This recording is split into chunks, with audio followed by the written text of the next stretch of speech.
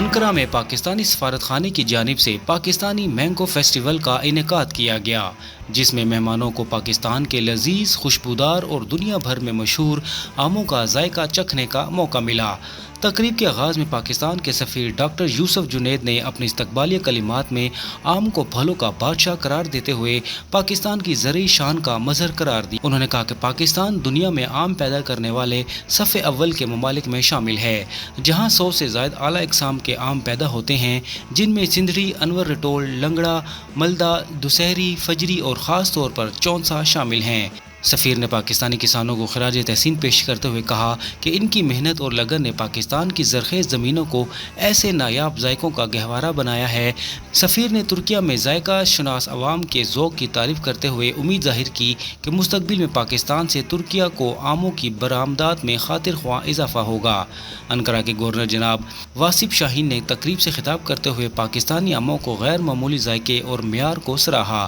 انہوں نے پاکستان اور ترکیہ کے تاریخی برادرانہ تعلقات پر روشنی ڈالتے ہوئے کہا کہ ثقافتی اور معاشی روابط دونوں ممالک کو مزید قریب لا رہے ہیں۔